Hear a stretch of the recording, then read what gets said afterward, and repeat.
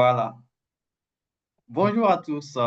Bienvenue dans ce premier numéro consacré à Parcours Inspirant, une série de podcasts qui s'adresse aux personnes, aux professionnels qui, pour moi, représentent des modèles pour la jeunesse africaine. Alors aujourd'hui, pourquoi est-ce qu'on choisit Zouzou? Zouzou, parce qu'il incarne parfaitement le jeune Africain noir, issu du monde rural marqué par la guerre qu'a connu son pays en 2002, au point de perdre 2 années de scolarité. Mais au milieu de tout cela, il ne s'est pas laissé abattre. Il a choisi de se battre avec détermination. Il a redoublé d'efforts afin de tracer son propre chemin et d'intégrer les meilleures écoles du pays. Aujourd'hui, il occupe une position de responsabilité dans une grande société de la place et j'ai voulu, à travers ce numéro, inviter Zouzou à nous partager son expérience parce que pour moi, il est plus qu'un ami, il est un repère, un modèle idéal pour la jeunesse africaine en quête de repères. Alors, mon cher Zouzou, bienvenue dans ce numéro et merci d'avoir accepté l'invitation de partager ton parcours. Merci et bonjour à tout le monde, bonjour à tous ceux qui sont en ligne, bonjour chers amis, chers frères, chers collègues, chers anciens camarades de classe et merci d'être à ce rendez-vous marquant organisé par mon ami et frère Djibona, dont je suis vraiment reconnaissant parce que là c'est un choix fort que ma personne de pouvoir participer justement à cette première édition de ces podcasts inspirants et donc je souhaite la bienvenue à tout le monde et j'espère que cela va bien se passer. Merci Zouzou, on l'espère également. Alors, sans plus tarder, on va démarrer avec les questions. Zouzou, euh, tu, tu nous parles de toi, à commencer par ta vie au village. Un village situé à près de 400 kilomètres d'Abidjan, marqué par la guerre et une période qui a changé quelque chose dans ta vie. Pourrais-tu nous dire en quelques mots quels sont les événements qui ont eu à marquer cette période de ta vie? Bah, écoute, Dibona, comme tu le sais, hein, effectivement, je viens d'un village qui est quand même très loin de la capitale ivoirienne, comme tu l'as dit, plus de 400 kilomètres d'Abidjan. Il faut s'y référer en fait à la deuxième plus grande ville du pays, hein, qui est Bouaké. Donc, c'est dans la région du... Avant, c'était la région de la vallée du Banama, qui est aujourd'hui la région du Béquet. Donc, le chef-lieu de région est Bouaké. Et vous avez Béoumi qui est situé à quelques kilomètres en fait de Bouaké. Et moi, j'étais dans un village de Béoumi, un village entre 4 à 7 kilomètres en fait de Béoumi. Et malheureusement, pour tout Ivoirien, enfin pour tous les frères ivoiriens qui sont connectés, vous connaissez un peu l'histoire de notre pays. En 2002, il y a la crise. Je pense que tout le monde a une petite histoire quand même avec cette crise-là, effectivement, parce que bon, tout le pays a été secoué. Et il faut dire qu'à l'époque, moi, j'étais en classe de CE2. Ouais, on venait de finir la classe de CE2. Effectivement, on venait de finir la classe de CE2 et on attendait d'aller au CM1. C'est ça, c'est dans cette période qu'éclate la guerre avec Boaké qui est pris pour assaut. Et bon, finalement, on sait un peu tous comment les choses se sont passées. L'administration a quitté les zones du centre jusqu'au nord pour venir à Abidjan. Et finalement, nous qui sommes restés dans cette partie du pays-là, nous avons été coupés de tout. Voilà, il n'y avait plus d'enseignants. Il n'y avait plus d'hôpitaux, il n'y avait plus de militaires, l'administration n'était pas présente dans cette partie du pays. Et il faut dire qu'à vrai dire, on était voué à l'échec. Hein. Si on veut regarder les choses telles qu'elles étaient de façon très carrée, voilà, on était voué à l'échec parce qu'on ne savait pas quand est-ce que cela allait finir. Et nous qui étions restés dans cette partie du pays, nos parents, en fait, les gens étaient livrés à eux-mêmes. Pendant plus de 2 ans, nous avons été marqués par cette triste ou sombre, hein, histoire de notre pays. Et bon, nous, c'est vrai qu'on était encore très petits, on était encore très jeunes, mais quand même, ça a été des moments très marquants de notre vie. C'est des moments un peu douloureux, si tu veux. Bon, heureusement, Dieu a un plan pour tout le monde. Et à l'époque, moi, ma passion, c'était le dessin. Moi, j'étais quelqu'un qui aimait beaucoup dessiner. Bizarrement, aujourd'hui, c'est plus quelque chose qui me sert, mais il faut dire que c'était quand même très intéressant parce que quand j'étais petit, effectivement, je me retrouvais à faire des choses, à dessiner tout le temps, ça me plaisait beaucoup. Et c'est comme ça que nous, on partait en fait dans les classes qui avaient été dévastées, pillées, les maîtres, enfin, les maisons des enseignants qui avaient été pillées. On partait pour ramasser en fait les livres qui étaient là et on venait s'amuser avec. Donc moi, qu'est-ce que je faisais? Je prenais ces livres et chez moi à la maison, je tournais les pages, je feuilletais et puis les dessins qui me plaisaient dedans, je me mettais à dessiner. C'est comme ça qu'une fois, j'étais en train de faire un dessin et ma mère qui passait au-dessus de moi, elle voit le dessin, ça lui a tellement plu, c'était tellement magnifique. Je crois qu'à l'époque, elle s'arrête et puis elle dit, ben, elle réfléchit en fait à voix haute. Et ça a été vraiment quelque chose de très marquant pour moi parce que j'ai entendu une mère qui voulait voir son enfant vraiment réussir. Et elle réfléchissait à voix haute, elle disait, non, écoute, toi, on ne va pas te laisser ici. Je pense qu'il faut qu'on fasse quelque chose pour que tu rejoignes tes oncles et tes tontons qui sont en ville parce qu'il y a quelque chose en toi. Tu ne peux pas rester ici. Si tu restes ici, ça va se perdre. Et ça m'a tellement, ça m'a marqué. J'étais vraiment tellement ému. J'ai juste levé le visage et regardé ma mère. Et puis bon, vous comprenez, j'étais juste un petit garçon. Hein. Voilà. Et c'est vraiment de là que tout est parti. Je t'assure, Dibona, c'est vraiment de là que tout est parti parce que vous savez, les mères, quand elles veulent quelque chose, elles l'obtiennent.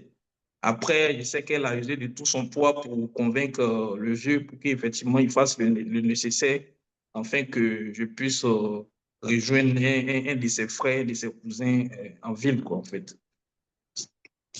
Voilà un En ville, peu. pour parler d'Aboisseau précisément. Tu arrives à Aboisseau, séparé de ton village natal, tu arrives à Aboisseau ou Abidjan pour la première fois et tu dois t'adapter. Comment se passe cette période de ta vie? Oui, c'est très intéressant, effectivement. Il faut dire que c'est vrai qu'on était dans un village assez moderne, mais bon, c'était pas vraiment les mêmes réalités que la ville telle qu'on la connaît. Hein. Et l'histoire avec Aboisseau, justement, il faut que je répète cette petite partie. Après ça, justement, après que ma mère ait parlé avec son mari, hein, mon père d'alors, pour qu'il fasse usage de tout son poids et qu'il exploite justement le réseau de ses cousins et autres qui étaient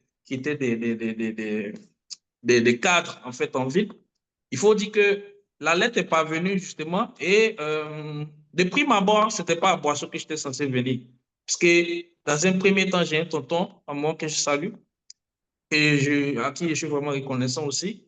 C'est lui qui a répondu favorablement justement à la lettre du vieux. Il a dit, bon écoutez, moi je suis ici, je suis à Bassam, le petit peut me rejoindre. Il n'y a pas de problème, moi je vais l'accueillir. Donc, c'est comme ça en fait que j'arrive la première fois dans la partie sud du pays, si je peux m'exprimer ainsi. Parce qu'en fait, c'est vrai qu'au centre, au nord, il y a des villes aussi. Hein, Boaké, c'est une ville. Mais comme je l'ai dit, cette partie du pays qui était coupée de l'administration, moi j'arrive dans la partie sud qui est sous justement l'administration. Donc, j'arrive pour la première fois à Bassam. J'arrive à Bassam chez mon oncle. Et comme tu le dis, il faut s'adapter. Hein. Moi, je viens là, après 2 ans, même sans faire l'école, même le français, là, c'est compliqué. Je ne parle pas le français. Vraiment, j'étais perdu. J'étais perdu. Et j'avais des cousins et des cousines Comme à un petit l'époque qui baoulé. parlaient. Voilà, comme un petit baoulé. Tous les mots que je disais, il y a le baoulé qui sortait dedans et tout le temps, en fait, on se moquait de moi, on se moquait de moi, on se moquait de moi. Mais à vrai dire, il faut dire que j'étais pas frustré hein, par cette situation parce que je savais qu'effectivement, c'est des choses qui allaient arriver. Étant donné qu'au village, à chaque fois, on recevait les oncles et les tantes et on essayait de s'amuser à parler un peu le français avec eux, on comprenait leurs réactions, ils se moquaient, donc j'étais déjà préparé à ça. Et bon, je suis arrivé chez ce oncle-là, j'ai eu une famille qui a été vraiment très accueillante, avec beaucoup de cousins, avec qui aujourd'hui j'ai toujours gardé le contact. Et bon, je me suis intégré facilement parce qu'il y avait des cousins, des jeunes, des cousines, enfin, qui étaient aussi très jeunes comme moi. Donc, on s'est beaucoup amusé, on s'est beaucoup amusé. Et finalement, je me suis fondu la masse, le français, au fur et à mesure que voilà, je le côtoyais, ça venait progressivement. Il y avait aussi un grand frère qui m'a accueilli, qui m'a dit non, t'inquiète pas, ça c'est juste des petits moqueries, ça va passer, tu vas voir. Et quelque part, j'avais un peu confiance en moi. Parce que aussi, il faut dire qu'au village, de CP jusqu'à CE2, j'étais quand même toujours bien classé. Voilà, j'étais deuxième, troisième. Donc, je savais que franchement, cet obstacle, il allait le franchir. Parce que quelque part, je me disais que si j'étais intégré, forcément, ça allait revenir. Donc, facilement, ça passait. Bon, heureusement ou malheureusement, j'ai pris l'année en cours, donc je n'ai pas pu être scolarisé donc, à Bassam. Et c'est comme ça que mon oncle direct, qui est le petit frère en fait direct de mon père, qui, voilà, justement, lui, il dit, bon, écoute, moi, ça va maintenant, je me suis installé à Boisseau. Je pense que, voilà, je peux aller te chercher, tu vas venir rester avec nous ici, tu seras comme mon premier fils, à moi et à ma femme. C'est comme ça qu'il va me chercher à Bassam et j'arrive à Boisseau.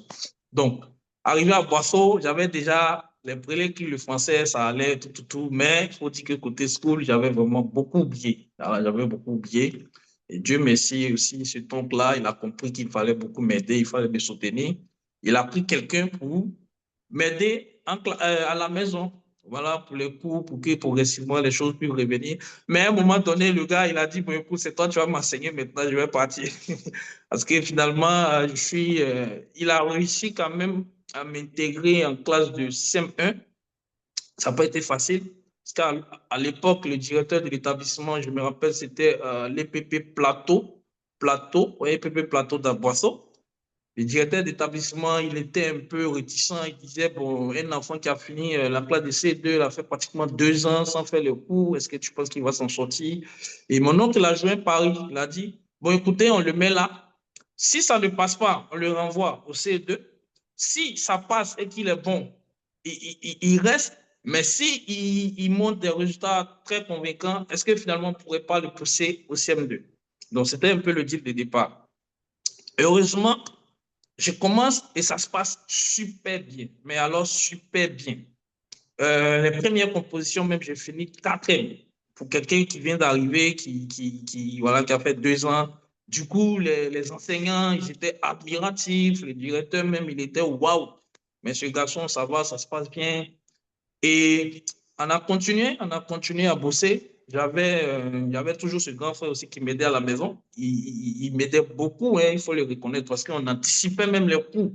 Ce qui faisait sa stratégie, c'était quoi? Il me demandait aujourd'hui, par exemple, dans telle matière, vous êtes à quel niveau? Je lui montre là où nous sommes. Et lui, il me faisait le cours suivant. C'était comme ça qu'on bossait avec lui. Donc, quand j'étais en classe, j'étais comme si j'avais déjà fait le cours. Donc, toutes les questions que le maître il posait, je connaissais les réponses alors même qu'il n'avait pas encore demandé à ce qu'on ouvre les livres. Donc, à un moment donné, ça a commencé à rentrer dans l'esprit des uns et des autres. Et bon, moi, j'étais quelqu'un aussi, j'aimais beaucoup lancer les défis. Hein. La première composition, c'était une fille, c'était une dame, une jeune fille qui avait été la première. Et je lui ai dit, écoute, toi, la deuxième composition, moi, je vais te prendre la place. Donc, c'est comme ça que Oh, finalement, quand on bravo, a fait bravo. composé, oui, on a composé et derrière, mon oncle, il est venu, il a appuyé, il a dit, bon, voyez-vous, le garçon, finalement, il est bon. Est-ce que, par rapport à ce qu'on a dit, est-ce qu'on va pas lui faire partie au CM2, puisqu'il avait déjà perdu pratiquement 2 ans ou 3 ans, même, disons. Est-ce qu'on ne va pas lui donner un peu plus de chance? Donc, après, ils se sont entendus et un jour, mon maître m'appelle, il me dit, écoute, Jean Privat, on a discuté avec ton oncle, le directeur et moi, nous sommes d'accord pour que tu passes au CM2. Donc, le lendemain, tu prends tes affaires, tu vas au CM2. J'arrive là en classe, je viens pas mes affaires, on vient m'appeler, on me dit, Zouzou, prends tes affaires. Tous mes amis me regardent, toutes les jeunes filles, voilà, avec qui je me suis fait d'amitié. Oh, mais Jean-Pierre va s'en voir, mais Zouzou s'en va, pourquoi il va nous laisser? Bon, donc c'est comme ça que j'arrive au CM2. Donc, dans la même année, j'ai fait la classe de CM1 et la classe de CM2. Les résultats de la Bravo, deuxième composition sortent, je viens et je suis annoncé premier. Donc, voilà, je dis à la fille, écoute, tu as vu, je t'ai dit que j'allais te prendre la place. bravo, Voilà, donc c'est un peu bravo, ça aussi pour soit à Boisseau, avec des amis aujourd'hui hein, qui sont peut-être en ligne que je salue. bravo, bravo, bravo. Étant à Boisseau, tu te prépares et puis comment tu prends connaissance déjà de l'existence du lycée scientifique et comment est-ce que tu réussis à entrer dans ce lycée d'excellence? Ok, c'est une très belle question, c'est très intéressant. Je n'ai pas menti, hein, en vrai, je ne connaissais pas le lycée scientifique. Faut pas que je te mente. Je ne connaissais pas le lycée scientifique. Mais il y a mon oncle quand même qui connaissait. Lui, il avait fait le lycée Miss de Yamoussoukro, je pense, à l'époque.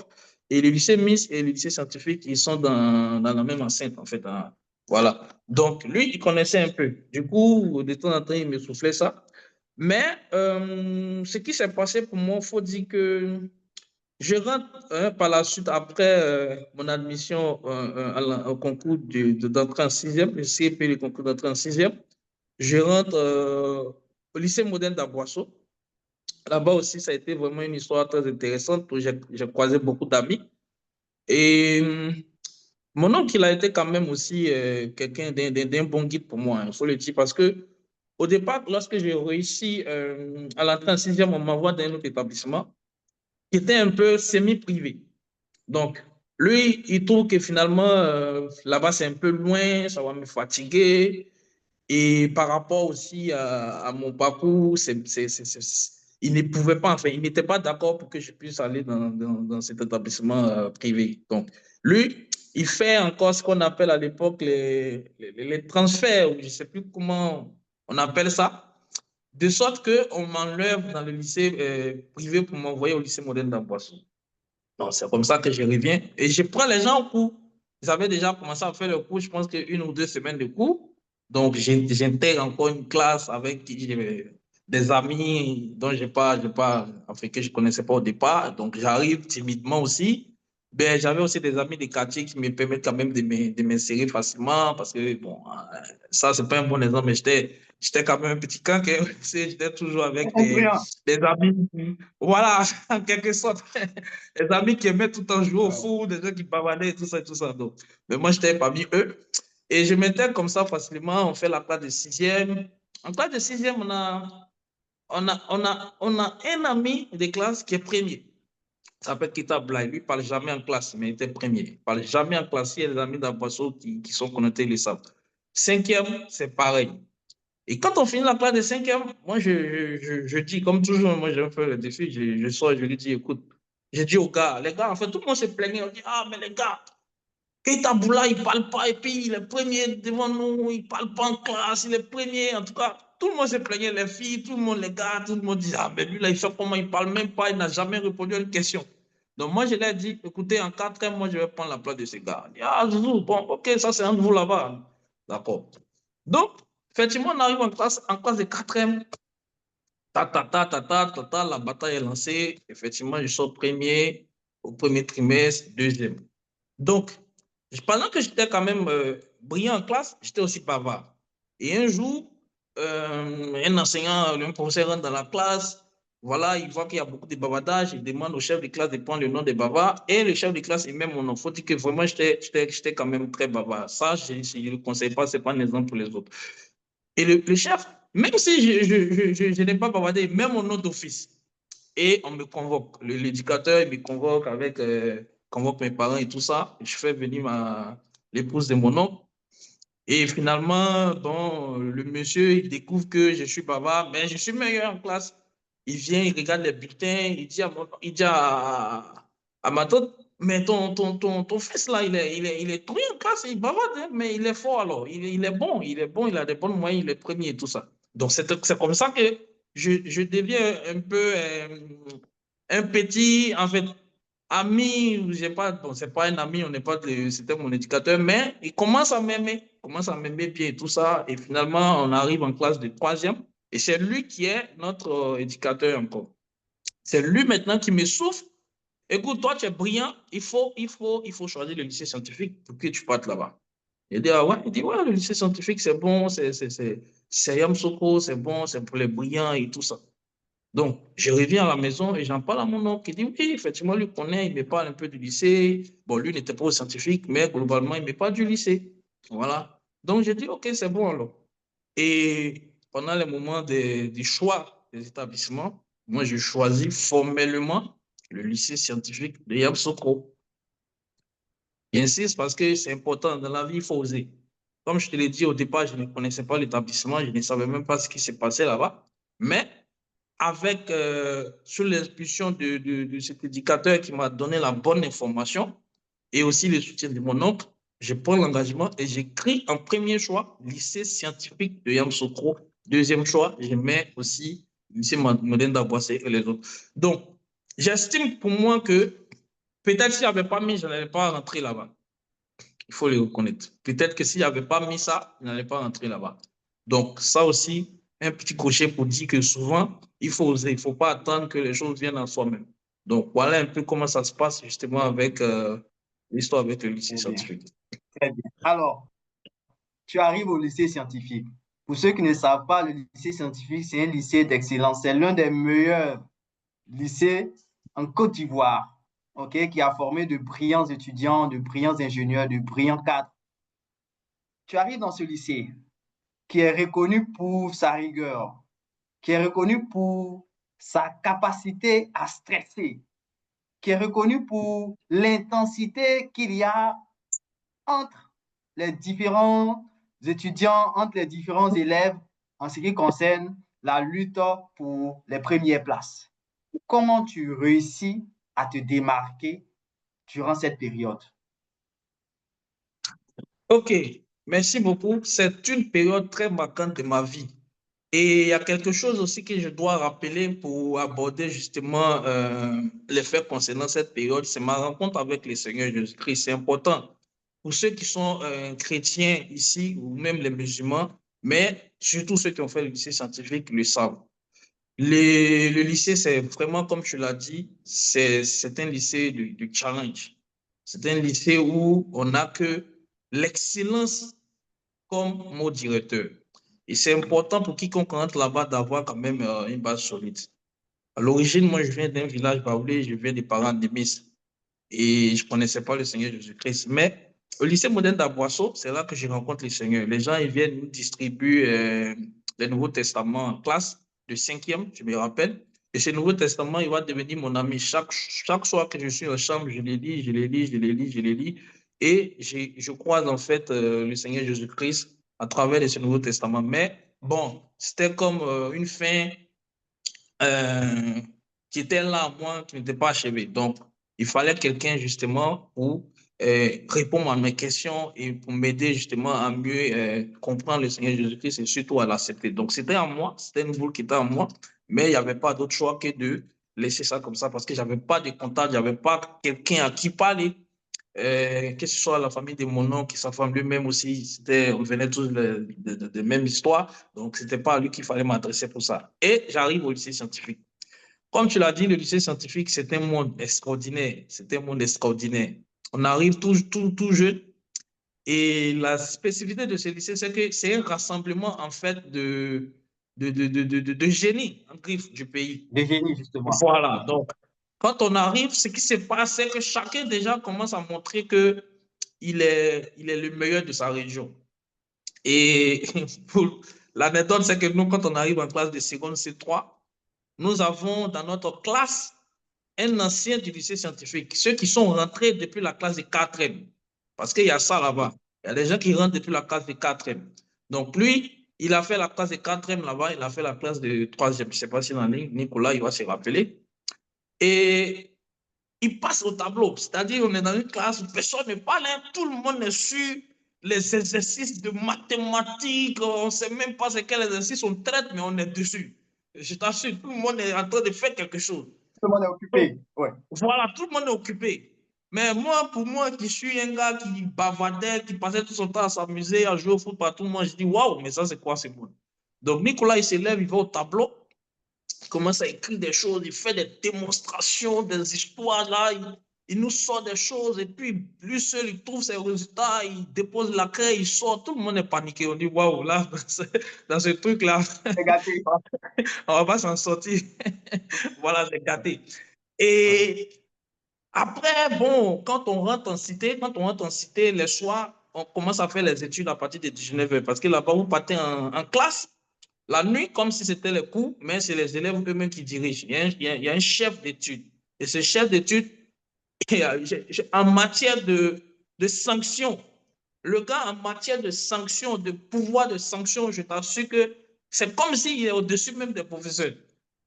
Pas par rapport à ce qu'il incarne et tout, mais par rapport à ce que son stylo peut faire.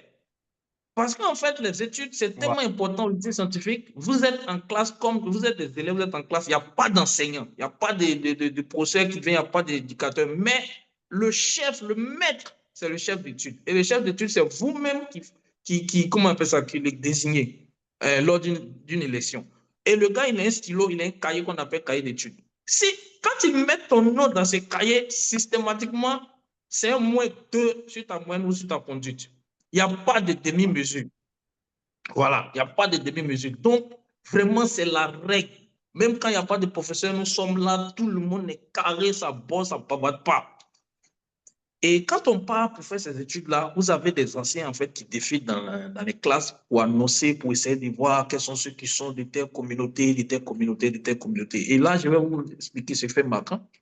Les gens, ils arrivent, on a les gens qui viennent, les catholiques, les gens, ils lèvent les mains.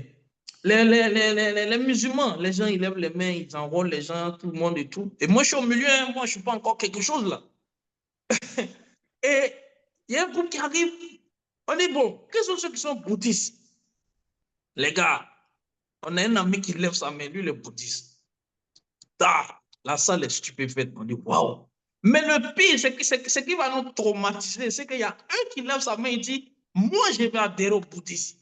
Je vous assure, c'est comme, comme si on devait se lever même pour sortir par la fenêtre. Mais on était tétanisés, tout le monde se regarde, dit waouh, waouh. Il dit que chacun dit dans son cœur, mais attends, mais dans quoi nous sommes? Ça, c'est quel établissement les élèves se convertissent au On doit bouddhisme? choisir. C'était terrible. Et c'est comme ça que finalement, moi, j'ai mon frère, c'est pas un ami, hein, c'est mon frère aujourd'hui, Jonathan, qui a soutenu son doctorat depuis une semaine maintenant, docteur Koumi. Et on rentrait, Félicitations, docteur Koumi. voilà, on était dans le même quartier, Yamsoko, 220 quartiers de la visitation. Donc, en chemin, lui, il m'approche, ah, écoute, mon gars, on est dans la même classe, j'ai vu qu'on est sur le même chemin et tout, et il commence à me parler de Jésus. Ah, je dis, ça tombe bien. Moi-même, il y a beaucoup de questions à propos de ce Jésus, parce que tout ce qui se passe dans cet établissement-là, vraiment, c'est pas évident. Voilà, c'est comme ça qu'effectivement, il me parle du Seigneur et finalement, il répond à toutes mes questions, il m'invite et j'accepte de donner ma vie à Dieu. J'appelle mes parents pour leur dire, ils accueillent la nouvelle, enfin, comme ils veulent. Hein. Après, moi, je donne ma vie à Dieu et je commence à suivre le Seigneur. Et ça me permet justement d'avoir une base. Vraiment, au lycée scientifique, il faut une base. Voilà. Donc, Parce que, autant dire que ta foi t'a aidé à tenir le rythme du lycée scientifique. effectivement, c'est très important. Parce que ce soit les enseignants, que ce soit les anciens, les gens vous rencontrent de ces histoires. Mais écoute, je me rappelle ça, juste pour rigoler, on avait des amis sur la cité, là, on appelait ça les blocs, dans les blocs, là, sur les blocs, là, qui ne pouvaient pas sortir pour aller uriner la nuit, hein, qui urinaient même dans les seaux, je t'assure, pour aller. Parce que, en fait, Par on était, peur, mais pas peur, on était des enfants typonnants. La plupart, nous sommes des enfants, on est quitté en classe de troisième, on arrive là, il n'y a personne, et on nous raconte des histoires, les gens ils nous disent, bon, écoutez, dans ce bâtiment, il est hanté, quand on dort là-bas, on se retrouve au TNTPS, et la statue de l'enfant étudiant qui est sur l'esplanade du lycée, il se lève la nuit pour se promener. oui, j'ai entendu cette histoire. Voilà. Donc, pour des enfants comme ça traumatisait beaucoup Ça d'entre nous. traumatise. Ça Ça traumatisait. traumatise. C'est vrai. Et dans ça aussi, il fallait faire face à la concurrence en classe. Mais là, une concurrence qui ne dit pas son nom. Et les professeurs eux-mêmes, ils agrémentaient cette concurrence-là. Parce que quand on fait les devoirs, les professeurs, ils viennent donner les feuilles là. Ils donnent les notes à haute voix. Ils donnent les notes à haute voix. Et tout le monde sait que toi, tu étais meilleur de telle région, tu es venu ici, voilà, tu n'arrives pas. On avait une expression, on disait, tu laves chien. Voilà, tu La laves chien. chien. Voilà, tu laves chien. Tu laves chien. Tout ce que tu peux faire, c'est de laver chien. Toi, tu laves chien, tu laves même chiot même. Quand tu gagnes les notes les plus faibles, là, on dit, c'est même pas un chien, là, c'est un chiot même. Oui, j'imagine. Voilà. Mais c'était vraiment très intéressant. Et à la fin, moi, je sors deuxième de la classe de seconde, de ma promo de seconde. Et là encore, le système crée encore une sorte de concurrence encore plus rude. On prend les les différentes classes de seconde. Donc, c'est-à-dire du premier jusqu'au troisième pour certaines classes et jusqu'au cinquième pour d'autres classes en fonction des moyennes. Et on nous met encore dans une classe qu'on appelle la première C1. Et là encore, c'était terrible. Les meilleurs des Aujourd'hui, meilleurs. oui, les meilleurs des meilleurs, c'est juste ça. Et aujourd'hui, je pense que la plupart de ceux qui ont fait cette classe-là, franchement, 100% aujourd'hui, ils sont à des postes, des postes stratégiques. En tout cas, vraiment, les 15 premiers, hein, ceux qui ont choisi des partis, la bourse, aujourd'hui, les gens, ils sont aux États-Unis, ils sont en Afrique du Sud, ils sont au Maroc. J'ai croisé même un avant-hier à Cocody, là, il est aujourd'hui directeur pays d'une grande industrie marocaine en Côte d'Ivoire. Et c'était vraiment un autre truc, c'était vraiment, waouh, c'était spécial. Il fallait, on s'est confronté les cerveaux. Il y a un même qui est sorti dans ça devant terminer l'année. Hein. Finalement, la Il a pression, craqué. ouais, il a craqué, il est parti. Après ça, le système décide que, bon, finalement, mettre les meilleurs dans la même classe, c'est bon, mais il y a une partie de ceux qui faisaient l'allemand et puis de l'autre partie qui faisait l'espagnol. Donc, il faut les séparer dans la terminale pour qu'on laisse ceux qui feront l'allemand ensemble et les espagnols ensemble. Donc, c'est comme ça que moi, je suis allé en premier en terminale C1 et les autres, on les a enlevés pour les mettre en terminale C3. Donc, vous avez une sorte de concurrence entre la terminale C1 et la terminale C3 au lycée scientifique. Mais à l'époque, il faut dire qu'avant, le système, tout le monde, tous ceux qui étaient les meilleurs des meilleurs, ils partaient en terminale C1. Il n'y avait pas une distinction d'espagnol et d'allemand. Donc, la classe de terminale C1, c'était reconnu comme la classe d'excellence du lycée scientifique. Et l'autre anecdote encore là-bas, c'est que quand vous faites le lycée scientifique, les anciens vous diront toujours, excusez-moi de l'expression, mais parce qu'en fait, la pression fait que finalement, il y a des gens qui. Voilà, le corps humain, Il finalement, va il céder. sécrète, ce liquide-là. Moi, je suis passé par À là. force de stresser. Oui, moi, je suis Voilà, passé je par là. vois. Je peux vous dire. Je ne vais pas vous expliquer, Oui, mais tu je suis as passé vécu, par là. effectivement. Lors d'un débat de On comprend. mathématiques, On voilà, lors comprend d'un que les débat de devoirs, mathématiques. on peut être stressant, on comprend. C'est bien Voilà, noté. effectivement. C'est bien Effectivement. noté. Mais Effectivement. tu arrives à décrocher un bac avec mention. Un bac, c'est de surcroît. Comment cela a été possible? Quelles ont été tes stratégies? Est-ce que c'est toute la classe qui a eu la mention? Ou bien comment est-ce que toi, tu t'es démarqué? Explique-nous. Bon, c'est pas toute la classe qui a eu la mention. Et malheureusement, notre promotion, on a un de nos amis mais qui n'avait pas eu le bac. Hein. OK. Bon, Dieu merci, aujourd'hui, c'est rattrapé, ça va. Hein, voilà, c'est un cadre aujourd'hui. Mais c'est pas tout le monde qui a eu la mention, juste pour dire que c'est pas tout le monde qui a eu la mention. Mais ce qui se passe, c'est qu'effectivement, c'est intéressant ta question parce que nous avons été vraiment stimulés encore. Et c'est ça aussi, hein, l'opportunité qu'offre le lycée scientifique. Il sait que c'est pas tout le monde qui peut rentrer, mais quand même, nous allons l'expliquer pour les autres. Nous sommes en 2011, je crois, en 2011, avec l'histoire qu'a connue la Côte d'Ivoire, on le sait. C'est le moment aussi que je n'ai pas voulu rappeler, mais le lycée aussi a été marqué par ça, justement par cette partition du Périodicité. tableau-là. Mhm. Voilà, en 2010 et 2011. Et finalement, le gouvernement qui est installé, le gouvernement Alassane Ouattara, le président Alassane Ouattara est installé. Et à partir de 2011 jusqu'à 2012, il y a une relance, en fait. Il y a une relance de l'image de la Côte d'Ivoire auprès des partenaires externes. Donc, ça favorise l'arrivée de beaucoup d'investisseurs et l'ouverture de plusieurs possibilités pour les étudiants ou les élèves ivoiriens, avec notamment les bourses. C'est comme ça que le gouvernement ivoirien dépêche un attaché de la présidence au lycée scientifique. Il vient, il rassemble les élèves du lycée scientifique à l'auditorium et il leur vend en fait le rêve de la bourse du gouvernement. Et il a été clair. Moi, je n'étais pas là ce jour-là. J'étais allé voir mon grand-père à Msoko parce que c'était un samedi. Mais le monsieur, il a été clair. Ce qui m'a été rapporté, il a dit tous ceux qui auront la mention bien au lycée scientifique de Yamsoko hériteront de la bourse du gouvernement de Côte d'Ivoire. Et cette bourse-là nous permettrait d'aller au Maroc pour poursuivre nos études. Voici les mots du monsieur. Les gens ont posé des questions. Les amis qui étaient là, ils ont posé des questions.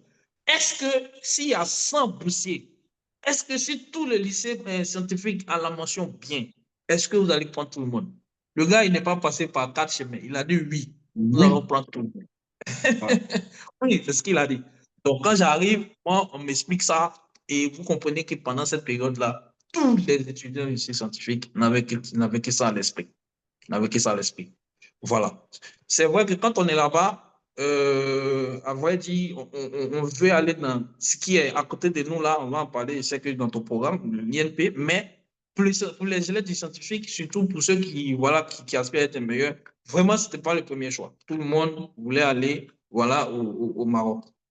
Très Donc, bien. la compétition est lancée. La compétition est lancée. Et moi aussi, je suis dans cette vague de compétition.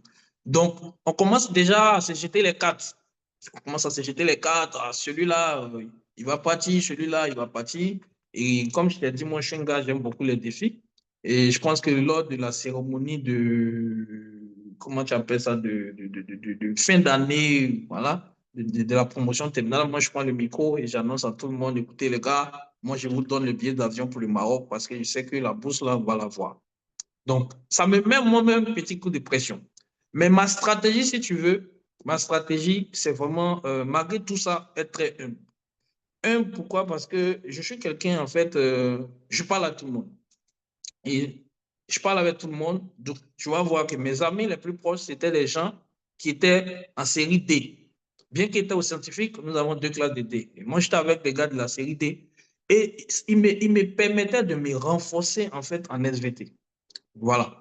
Côté SVT, vraiment, c'était des gars, j'étais avec eux tout le temps. Autant ils apprenaient avec moi en mathématiques, moi aussi, je les permettais justement d'apprendre en SVT. Côté sciences physiques, c'est vrai que j'avais moi-même mes acquis, mais j'avais aussi un ami qui travaille aujourd'hui, je crois, à Orange en France, qui était aussi très fort en sciences physiques. Lui, c'était mon gars côté sciences physiques. Donc, en gros, si tu veux, j'avais des gars un peu calés dans toutes les matières avec qui je bossais. Voilà, c'était ça pour ma stratégie. Ton micro est coupé, je pensais. Ah, parle-nous de l'apport venant des amis qui t'apportaient des exercices, des devoirs des autres lycées que les autres étudiants du lycée scientifique estimaient être des devoirs qui ne sont pas à leur hauteur, mais que toi, tu as eu à traiter, qui a certainement joué un rôle dans ta réussite. Oui, effectivement, tu fais bien de le rappeler parce que quand on est au scientifique, on s'est dit qu'on est au-dessus de la moyenne, on fait partie de la crème.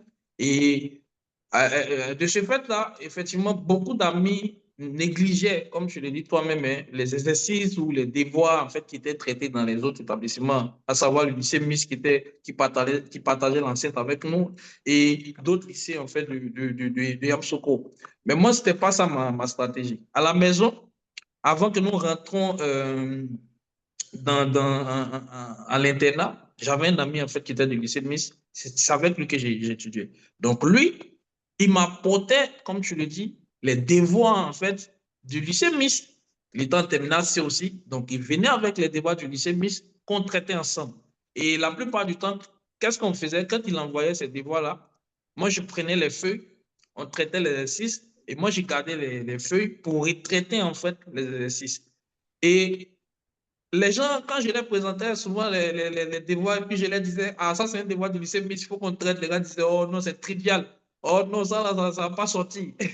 Mais je me rappelle, on avait fait une composition générale où j'étais sorti.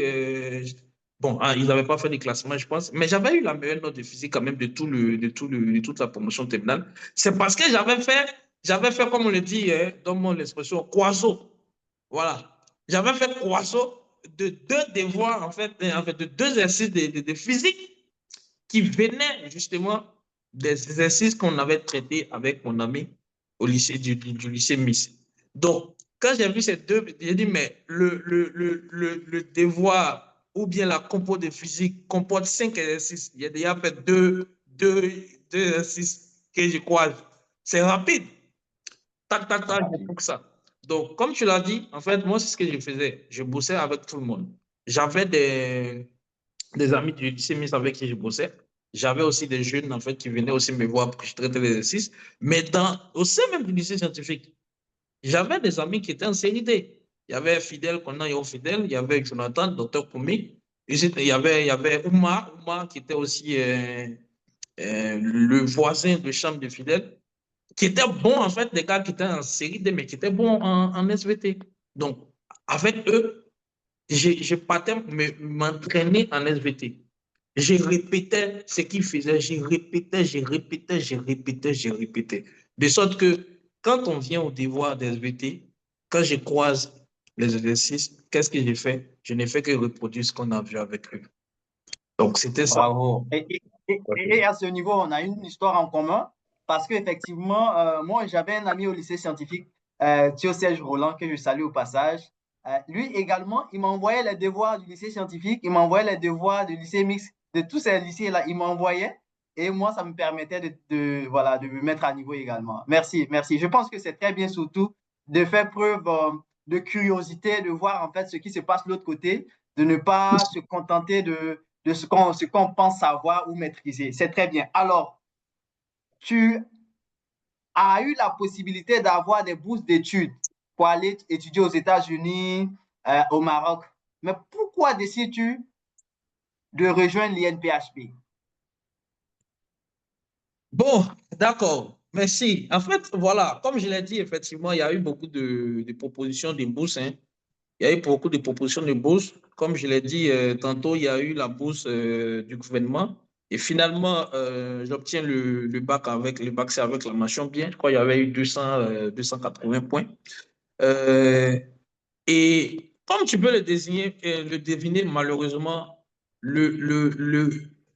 l'envoyé du gouvernement, je vais dire, peut-être il n'a pas été très honnête. Parce que finalement, on a eu la mention, mais ils n'ont pas voulu, ils n'ont pas dans le programme pris tout le monde comme il l'avait dit.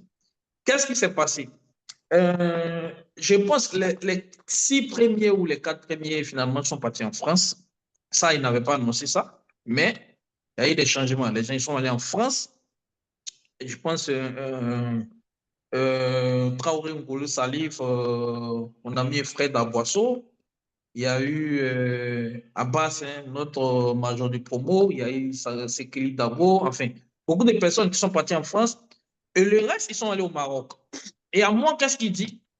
Il dit, écoute, bon, finalement, tu es le 10e, ou je ne sais plus trop, 11e sur la liste, mais tu as eu le même nombre de points que celui qui te précède, enfin, qui est juste devant toi.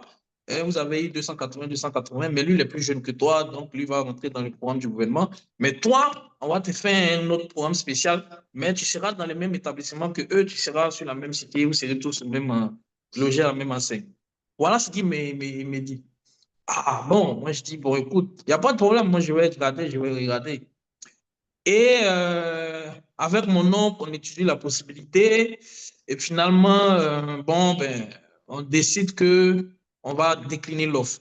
Pourquoi?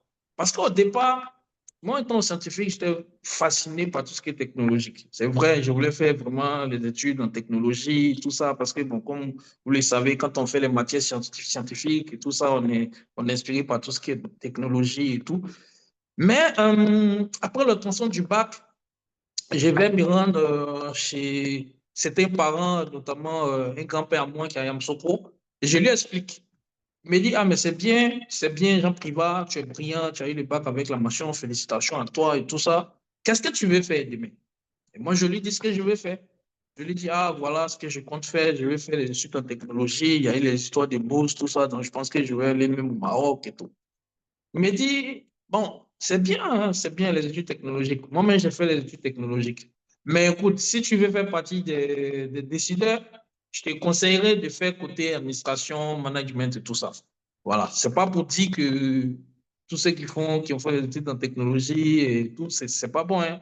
Aujourd'hui, la preuve, même on voit avec les nouvelles technologies, on voit l'IA et tout ça, ce sont eux qui vont prendre le dessus. Mais, sauf qu'il me dit, si tu veux faire partie des décideurs, et une anecdote qui m'expliquait, il me dit, lui, il a fait partie de ceux qui ont construit, qui ont fait, en fait, qui ont installé le système de micro et autres là dans la basilique et même à la résidence du président Feu à l'époque.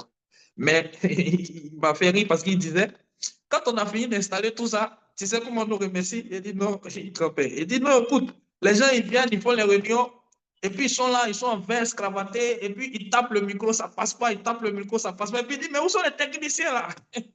Où sont les techniciens là?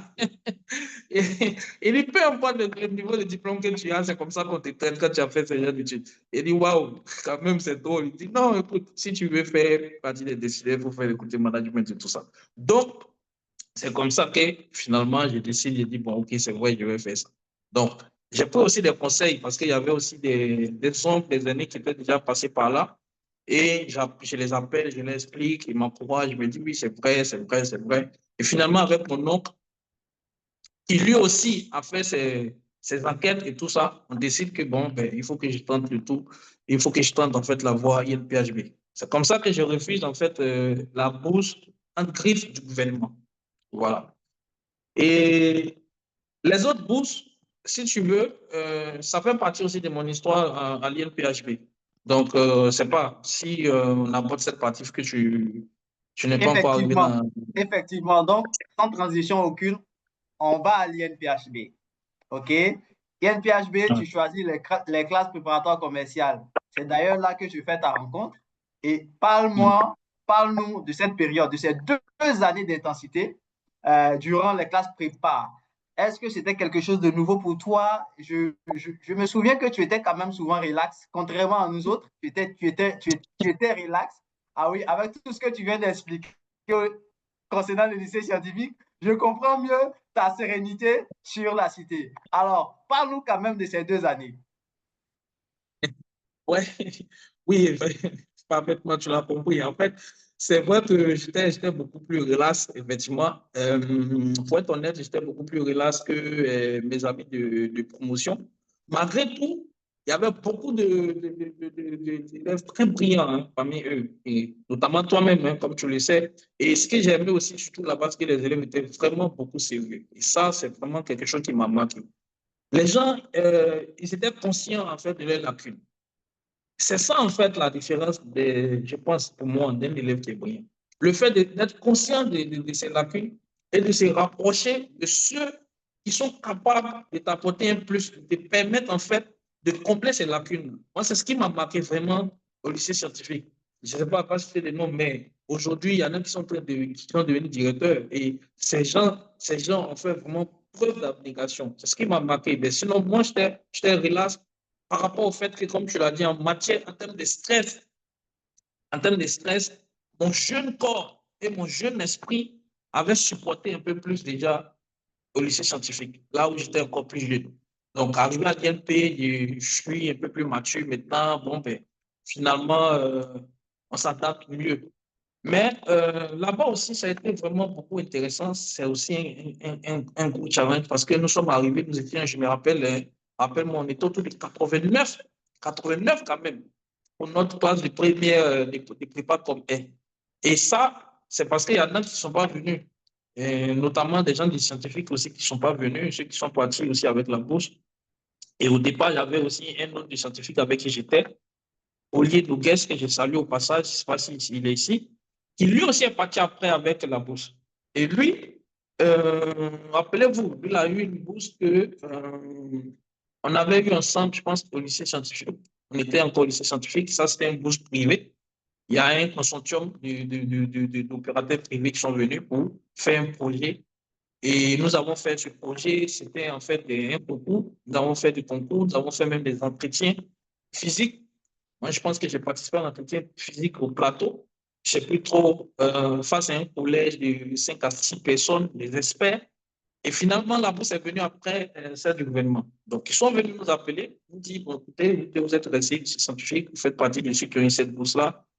Et cette bourse, c'était la deuxième bourse qui arrivait pour moi. Je l'ai refusée parce que finalement, ça rentrait en fait dans la droite ligne de ce que je voulais faire. Mais sauf que c'était sur notre campus. Voilà. Moi, j'avais dit, bon, moi, je voulais faire des études en management, marketing, vente, tout ça. Et je pense que pour le moment, je suis à l'INP, c'est l'une des meilleures places d'Afrique de l'Ouest, voire même d'Afrique francophone. Dans votre programme, où est-ce que vous allez m'envoyer? Ils m'ont dit non, pour ce que tu veux faire, tu vas partir au César. CESAC, pour ceux qui connaissent, c'est l'école de, voilà, de management qui est située au Sénégal. Voilà. Mais sinon, c'était une bourse vraiment qui couvrait aussi tout. Hein. Ils nous ont même dit, je me rappelle, ils nous ont même dit, même le stylo, c'est le programme qui va acheter pour vous. Parce qu'ils nous ont dit. Bon, moi, finalement, j'ai pris aussi encore des conseils auprès de certains aînés qui étaient déjà passés, des gens comme moi aussi. Je les ai appelés, je les ai expliqué le programme. Je leur ai demandé, ils m'ont dit clairement non, reste en INP. INP, tu as les classes prépa et puis tu pourras faire l'ESCA. Et c'est comme ça que j'ai reçu cette deuxième bourse-là. Donc, en classe prépa, c'est vraiment la compétition encore qui s'annonce encore comme toujours. On est dedans, beaucoup d'élèves brillants. On est plus de 89. Comme tu te rappelles, hein, il y en a qui ont dit qu'ils ont choisi l'IMP, c'était au pire des cas. Voilà. Euh, il y en a qui ont fait le programme aussi intellectuel, là. C'est eux, ils ont dit l'IMP, c'est au pire des cas. Il y avait tellement d'élèves brillants dans cette classe Oui, de c'était pour préparation. stresser les autres. Voilà, c'est une stratégie. Voilà. Voilà. Voilà, il y avait tellement d'élèves brillants, mais il faut reconnaître que vraiment notre classe était aussi une classe qui comporte beaucoup d'élèves qui étaient très consciencieux, très bien. Et moi, j'ai aimé aussi, il y a certains étudiants qui venaient quand même des familles aisées, il faut le reconnaître, mais quand même qui étaient très posés, très matures dans l'esprit, qui prenaient vraiment les études au sérieux. Nous autres, nous sommes quittés dans les familles très modestes, voire même pauvres. Et on n'avait que ça ici. Mais j'ai vu des gens qui, malgré euh, l'aisance familiale dans laquelle ils étaient, il y a des gens qui ne mangeaient pratiquement pas tout ce qu'on faisait au store. Ils n'ont jamais mangé un seul plat depuis qu'ils sont partis Oui, à l'INP. Malgré ça, c'était il des était gens qui brillant. étaient très brillants, très consciencieux et qui te donnaient même l'envie de pousser encore plus les études. Mais moi, je n'avais pas beaucoup de pression. C'était un monde dans lequel j'ai appris des choses que je ne faisais pas avant. Par exemple, je suis sorti et je commençais vraiment à m'affirmer comme un leader, comme toi-même tu le sais. Après, je suis sorti secrétaire général de l'association, de notre association. Voilà, l'ACPC. J'étais sorti secrétaire général. Et voilà, j'ai commencé véritablement à me découvrir. À Et prendre tes marques. voilà, c'est tout Alors, moi là. ça me permet de revenir sur une partie de ta vie où, personnellement, moi, j'ai remarqué que tu ne bossais pas aussi, je vais dire, assez comme certains étudiants. Voilà. Tu avais tout le temps d'aller jouer au foot, tu avais tout le temps pour tes activités religieuses, tu avais tout le temps, en fait, pour t'épanouir dans d'autres activités que la bosse. Quelle est ta particularité? Comment tu arrives à faire ça? Bon, je bossais, hein. Je bossais, effectivement, c'est bien, c'est une bonne question parce que depuis toujours, mon parcours, les gens m'ont toujours qualifié de pio. En grippe, c'est ça, qu'on dit un pio, on dit, ah, celui-là, Peut-être. voilà, il se cache. Non, je ne me cachais pas. D'ailleurs, même moi, je partais jouer au foot avec ceux qui étaient déjà aussi au terrain de foot. Ce n'est pas moi qui partais tirer dans les champs. Mais il faut dire que moi, il faut se connaître. Voilà, il faut se connaître. Moi, je ne mettais pas mon cerveau à des épreuves, euh, je dirais rudes ou bon. Mais, par exemple, il y a des gens comme on dit, la traversée, là. Au lycée, ça toujours, on disait décapi, là. Ceux qui bossent de 19h jusqu'au lendemain matin, 6h. Voilà. Moi, c'est des choses que je ne faisais pas. Parce que je sais que mon cerveau, si je fais ça, en fait, je ne vais rien retenir. Voilà, je ne vais rien retenir.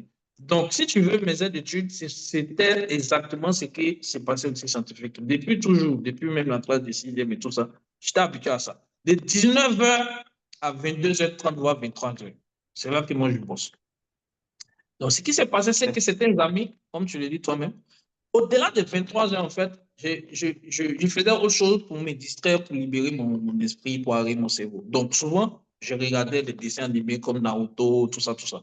Donc, c'est pour ça qu'il y a certains amis à l'IMP, effectivement, qui disaient, ah, mais Zouzou, on l'appelle à 23 heures, il est en train de regarder Naruto. Lui, il ne bosse pas, hein. Voilà. C'est En vrai. fait, c'est parce qu'il ne m'appelait pas dans les heures où je bossais. Mais en même temps, au moment où je bossais, là, je coupais tout. Voilà. Je coupais tout. Je mettais mon téléphone sur mute. Je ne voulais pas être dérangé dans cette petite laps de temps où je bosse. Parce que là, je reste concentré à 100% sur ce que je suis en train de faire. Puisque ma méthodologie, c'est quoi? Je regarde ce que le professeur veut qu'on fasse, puisque les professeurs font les corrections. Et je répète ça pendant 4 à 5 fois. Voilà comment moi je faisais mes études. Quand je prends le procès d'économie, comme tu le connais, celui qui nous a appris maximiser, on nous avait dit que Célestin. lui, Monsieur Kouadio voilà, Célestin. on nous avait dit qu'à l'époque, la plus forte note qu'un étudiant avait eu avec lui, c'était 13,50. Et moi, je m'étais donné pour défi de battre ce record. Mais en fait, j'ai observé ce que le monsieur faisait. Mais quand je rentre en chambre, je me dis, bon, OK, aujourd'hui, j'ai posé 2 matières. Je prends 3 heures pour cette matière et 1 heure pour l'autre matière parce que l'autre, c'est pour me renforcer un peu. Mais les 3 heures, qu'est-ce que je fais? Je répète sa méthodologie. Là. Je prends au moins 2 ou un exercice, peut-être même exercice là. Je peux répéter ça au moins 4 fois. Comme on le dit, Nicolas Boileau a dit tout ce qui se conçoit bien, c'est facile à rendre, je ne sais quoi. C'est ça, en fait, ma méthodologie. C'est clair, c'est clair. Donc, en fait, tu connais ton cerveau, tu sais que tu as besoin d'un moment précis pour te concentrer et puis retenir, et puis tu passes à autre chose. Donc, ça, c'est très bien. Et on comprend que tu as développé cette aptitude-là bien avant même d'arriver à l'INPHP. Donc, c'est une stratégie que tu avais et qui t'a toujours servi. Alors, la question qui va suivre, c'est que en partant à l'INPHB, tu avais un objectif clair. Tu l'as dit dès le départ. Toi, pour toi, c'était pour aller faire le management. Donc, tu avais une idée du diplôme que tu voudrais avoir. Donc, ici, aujourd'hui, tu es diplômé SK. Donc, depuis ton premier jour à l'INPHB, tu savais que toi, tu voulais faire l'SK. Donc, tu te comportais comme tel. Tu te rapprochais des personnes qui avaient l'information afin de te préparer. Parle-nous du jour de la composition. Lors des épreuves pour la compo du benzène, le concours d'entrée en cycle ingénieur. Est-ce Ah, est que tu as stressé? Est-ce que tu as stressé? Est-ce que tu étais, je veux dire, est-ce que tu as croisé des exercices que tu avais déjà traités? Comment ça s'est passé? Est-ce qu'il y a une anecdote concernant le jour de la composition? Bon, franchement, le benzène, il faut dire que j'avais pas, non, j'ai pas croisé d'exercices que j'avais déjà traités. C'est improbable, comme toi tu le sais, le benzène. C'est le nom même, c'est comme si les professeurs ils vont dans le bois sacré pour sortir avec une composition toute inventée. Donc, c'est vraiment rare de tomber sur des exercices qu'on a déjà croisés. Mais c'est la préparation. C'est la préparation. L'INPHB nous offre un cadre de préparation très propice. Et toi, tu le sais. Chacun a sa chambre. Nous sommes seuls dans nos chambres. Il y a les salles d'études. On s'organise en groupe pour bosser et tout ça. Et à un moment donné, chacun commence à se renfermer sur soi. On abandonne les groupes d'études et on reste seul pour pouvoir vraiment se regarder dans la glace et puis dire voilà ce que moi je vais devenir. Donc voilà comment moi je vais travailler pour pouvoir réussir à cela. Et c'est ce que j'ai fait. C'est ce que j'ai fait. Le jour de la composition, anecdote, peut-être. Parce qu'effectivement, l'anecdote, c'est le fait que tu vois, tu te rappelles, on nous disait, il faut toujours bien regarder, il faut toujours prendre le soin d'écrire son nom avant de composer. Ça, c'était quelque chose de très important. On nous a dit qu'il y a des parrains qui ont fait composition de comptabilité qui n'ont pas écrit leur nom dessus. Wow, effectivement. Et moi, en fait, j'ai fait mon examen de comptabilité. Et quand on a fini de faire l'examen, tu vois, on sort, on a fait ERP, état de rapprochement bancaire. Et on vient s'arrêter un peu là aux activités libres, chacun commence à parler. Ah, est-ce que pour toi est tombé? Ah non, pour moi n'est pas tombé. Ah, mon sort n'est pas tombé. Les gens, mais ils commencent à dire n'importe quoi pour stresser les gens. D'autres même disent non, ça ne tombe pas, que c'est un piège. Qu'est-ce qui pour toi est tombé? C'est que tu as fait 21 bourses. Bon, moi, ce n'est pas tombé même qui me fatiguait. C'est dans ça, il y a un ami, Selma, tu le connais, Selma. Il me souffle, il dit, Oui, hé mon gars. Selma. Voilà, il Ouais, me dit, très hé bon mon en gars. anglais. Voilà, il dit, hé mon gars, est-ce que tu as écrit ton nom sur la feuille de compta? Et t'assure, ça m'a stressé jusqu'à la sortie des résultats. Le seul Ouais, mec qui m'a dit ça, il a dit, waouh, ce gars-là, il veut me dire quoi? Est-ce que j'ai écrit mon nom vraiment? ouais. Avec Tu cette ne te façon. souviens plus si tu as écrit ou pas. Merci, je ne me souviens plus. Il a dit, Parce que waouh, c'est avant de mon chercher à savoir si ton état de rapprochement tombe ou pas. Faut savoir si tu as écrit le nom. Il C'est faut ça, savoir si tu as écrit justement. ton nom. Et lui, il vient me mettre dans ce stress-là. Donc, vraiment, Ouais, c'est ouais, quelque chose qui m'a tourmenté pendant tout le temps de l'attente des résultats. ouais. Mais bon, heureusement, j'avais pris toutes les dispositions. Et la petite histoire aussi, moi, j'étais déterminé hein, à avoir un rang bien précis. Et c'est ce qui s'est passé. Je me rappelle que il y a un SK, un aîné aujourd'hui qui est le DAF de Yango, j'ai Raymond Caillou, qui est venu me voir. Et on était dans la chambre d'un autre, un parrain, mais qui était aussi en prépa 2 avec nous. Il a dit, ah, Jean-Pierre, écoute, nous, en SK, on a déjà fait notre liste hein, de ceux qui vont devenir SK. Et toi, j'ai parié sur toi, hein, je sais que toi, tu seras SK, il ne faut pas me décevoir. Je lui ai dit, non, écoute, aîné, manager, moi, je suis déjà SK, il ne faut pas t'inquiéter. Moi, je serai même cinquième sur la liste des SK. Je dis, waouh, comment tu as dit ça? Il dit, non, ça, je ne vais pas rentrer dedans, mais quand je regarde la classe, globalement, je sais qui est meilleur que moi. Voilà, donc comme je te l'ai dit, hein, moi aussi, je connais mes capacités et je respecte aussi les autres. Donc, je savais qu'il y en a qui étaient quand même meilleurs que moi. Et effectivement, je suis sorti cinquième sur la liste des avenues de l'ESCA. Sur la Voilà comment. vingtaine, vous étiez combien? Vous étiez combien? On était 20 ou 21, je crois. Voilà. Tu vois, tu vois. Non, mais ce qui est marquant dans ce que tu dis, c'est la longueur d'avance que tu as en fait. C'est-à-dire que tu as une capacité à te projeter. Tu vois, aujourd'hui, déjà en train d'être en prépa, tu te voyais déjà SK. Ça veut dire que tu as pris le maximum d'informations, tu as pris tout ce qu'il y avait comme information liée à cet environnement-là et ça te permet de marcher sereinement. C'est une très bonne qualité. Alors, tu arrives à l'ESCA. Déjà, est-ce que le résultat, il ne t'a pas surpris puisque tu l'avais déjà anticipé? Tu arrives à l'ESCA, une école qui fait partie de l'élite, qui fait partie de la crème des crèmes, en fait, qui est de manière générale le premier choix des, on va dire, des étudiants, des candidats au concours d'ingénieurs en général. Alors, tu arrives dans cette école. Est-ce que le même sentiment de concurrence qu'il y avait en prépa, est-ce que ce sentiment-là se poursuit en SK? Qu'est-ce qui change par rapport à tout ce que tu as vécu jusqu'ici? Qu'est-ce que l'école, on va dire, l'ESK t'apporte de façon humaine, intellectuelle?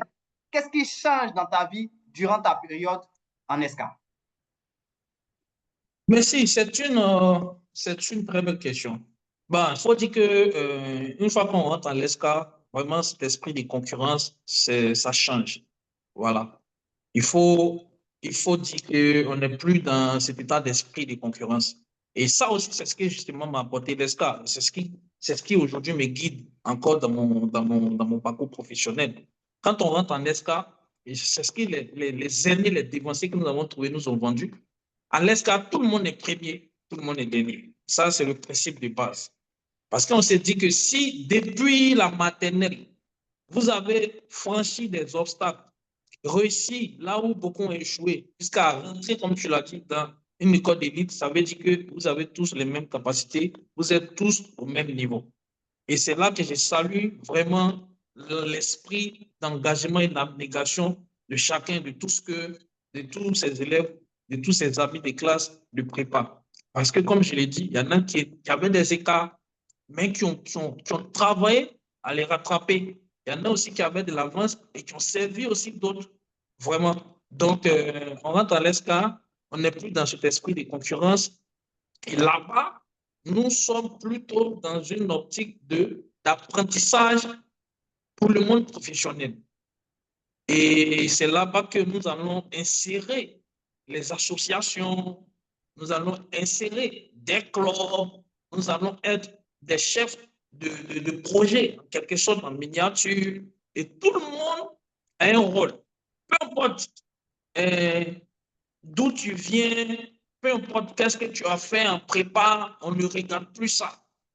Et on vous attribue des rôles très clairs au niveau de la promotion.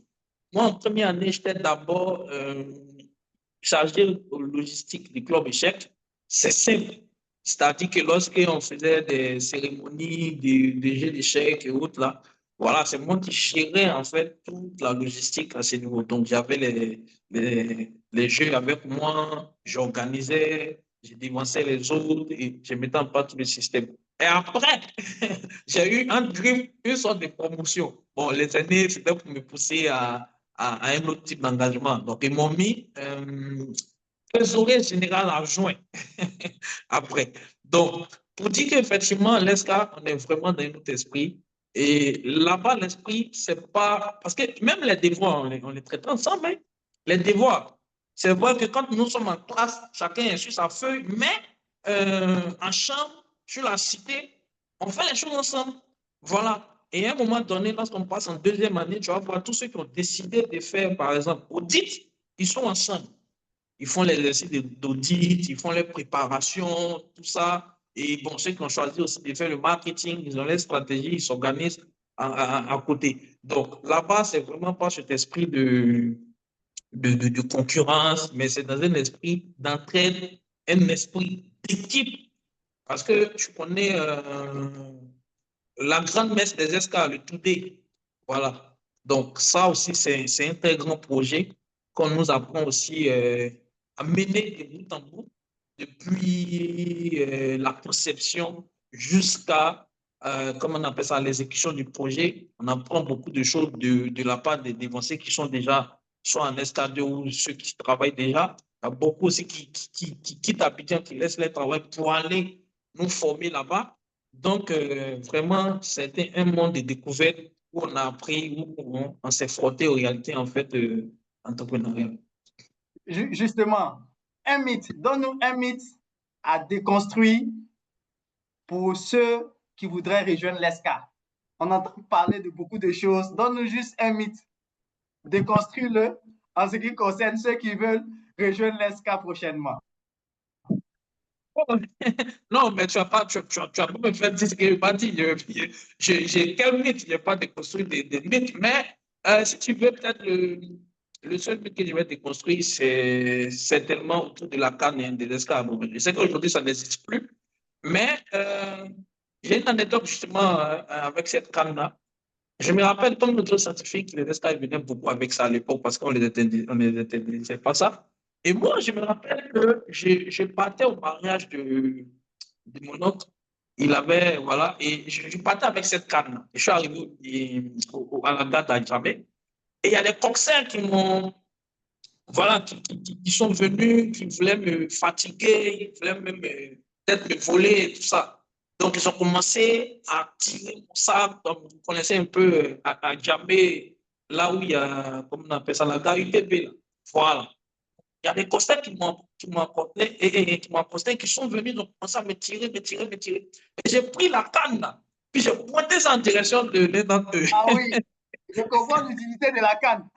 Voilà, donc je l'ai menacé et dit, j'ai pointé ça comme ça, comme un vrai Anango. Ouais, Donc le ouais. gars, il a laissé tout, puis il s'est retiré, il dit, hey, viens faire, pardon, qu'est-ce que tu veux faire? Voilà, mais Alors, comme je dis, la canne, il n'y a rien dedans, il n'y a rien, c'est juste quelque chose qui est fabriqué voilà, sur la vie des fabriqué alors sur la vie des. un dernier point à ce niveau. Euh, est-ce que ta formation en ESCA t'a éloigné de tes amis, des autres promos, des autres formations, des autres, voilà. Est-ce que c'est arrivé? Non, jamais, Très bien. jamais. Aujourd'hui, tu vas voir, certainement, mais tu vas voir dans mon parcours professionnel, tout ce que je fais aujourd'hui, c'est ce que j'ai appris à l'ESCA. En réalité, la personnalité de chacun, c'est sa personnalité, c'est ce qu'il est. Comme on le dit, hein, l'argent ne rend pas arrogant. Si tu as vu quelqu'un qui devient arrogant après avoir eu l'argent, c'est parce qu'il était déjà Ah, arrogant. Mais c'est parce avant, qu'il voilà, n'arrivait rien que ça ne sortait pas. c'est Toi, ça. tu le sais, l'un de mes meilleurs potes, c'était Nelson. Quand je suis rentré à l'escalier, lui, il était ici. Tu me voyais même dans sa chambre. Tu me croisais dans sa chambre là-bas. Voilà. Nelson était toujours mon ami. Quand les aînés, nos aînés de l'escalier quittaient Abidjan pour venir, ils venaient prendre nos chambres, hein, ou alors on mettait à disposition nos chambres pour organiser certains événements. Moi, je partais tomber chez Nelson. Voilà. Effectivement, je confirme et je pense que cette proximité est à promouvoir justement parce que au-delà de la formation, au-delà de tout ce qu'on a, on a forcément quelque chose à apprendre, quelque chose à recevoir de nos relations, de nos interactions avec les personnes qui nous entourent. Et moi, c'est quelque chose qui m'a marqué en t'observant, en te voyant, en voyant ta manière d'interagir avec ton environnement. C'est quelque chose qui m'a marqué. Alors, tu finis l'ESCA. Comment tu obtiens ton premier stage ou emploi? Je ne sais pas. Comment ça se passe? Et c'est une leçon aussi pour les plus jeunes parce que quand bien même nous, on était à l'ESCA, on était destiné à avoir un emploi à la sortie de l'école. Mais quand on choisit de faire le marketing, ce n'est pas forcément évident pour ceux qui choisissent de faire l'audit. Voilà, parce que pour ceux qui veulent faire l'audit, comme tu le sais, sur la cité déjà, il y a les grands cabinets du Big Four et autres qui viennent faire les concours de sélection. Alors que pour nous, c'était différent. Il fallait chercher soi-même. Donc, cette partie de ma vie, vraiment, c'était maintenant parce que moi, je me suis dit, waouh, j'ai décliné toutes ces offres de bourse et je suis resté à l'ESCA, mais il ne faut pas que je quitte l'école sans avoir un emploi, hein, avant que mes amis ils vont déjà avoir le boulot ici et tout.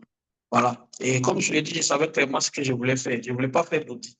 Donc, j'avais déjà dit ça même à mes amis de promo. Je leur ai dit, non, écoutez les gars, je ne vais pas faire partie, je ne vais pas composer pour les postes d'audit, je ne vais pas aller vous perturber. Donc, je vais faire marketing. Marketing, vente, management et tout ça. Donc, j'avais déjà choisi, c'était clair dans ma tête. Mais j'avais commencé justement à chercher du boulot depuis la cité. Et ça aussi, c'est un conseil que je vais donner aux plus jeunes. Il ne faut pas croiser les bras. Hein. Quand bien même nous étions à l'ESCA, tous ceux que je connaissais à l'ESCA, on cherchait quelque chose depuis que nous étions même étudiants en première voie, deuxième année. Et moi, je me rappelle, depuis la première année, j'étais inscrit sur peut-être 50 à 60% des plateformes de recherche d'emploi en Côte d'Ivoire. Je t'assure. J'avais même d'autres où j'avais souscrit à des SMS. On m'envoyait des SMS chaque jour, alors que j'étais étudiant.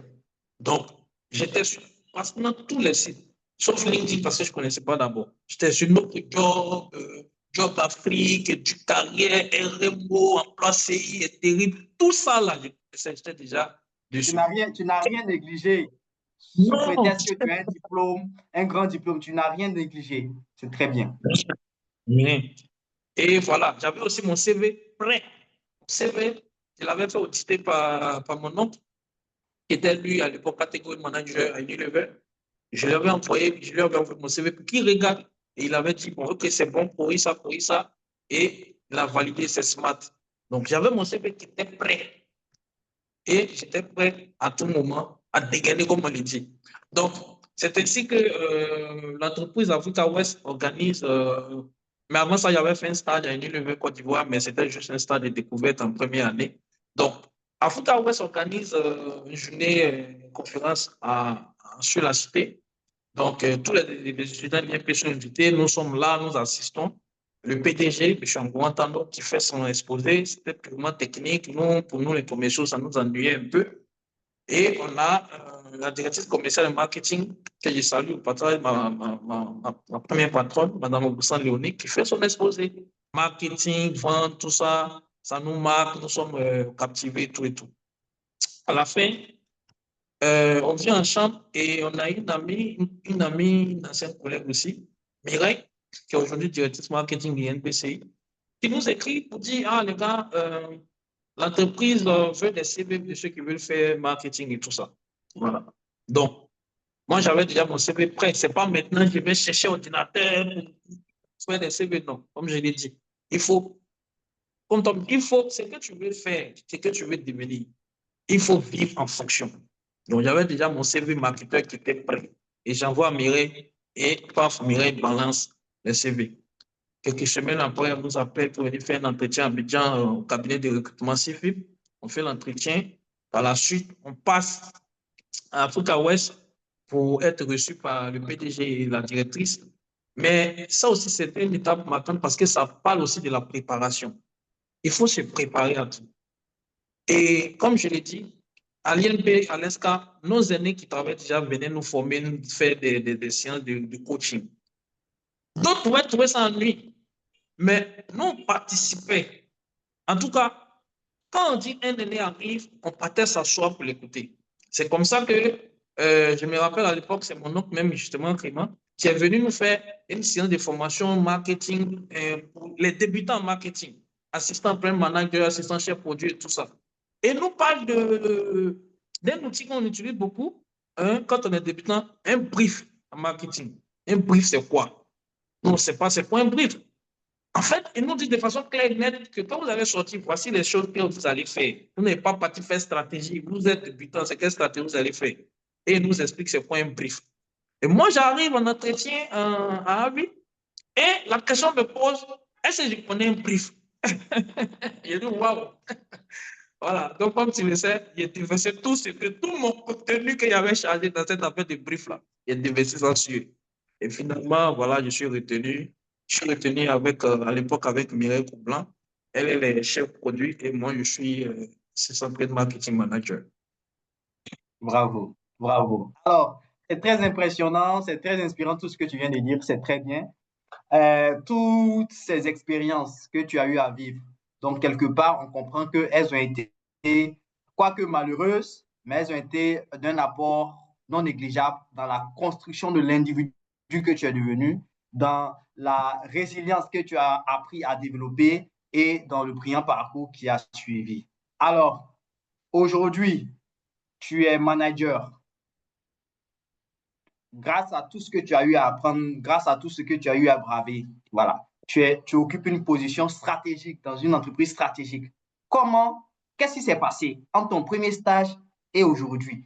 Quels sont les défis que tu as réussi à relever? Quels sont les moments qui t'ont marqué, qui ont permis que tu arrives à ce stade?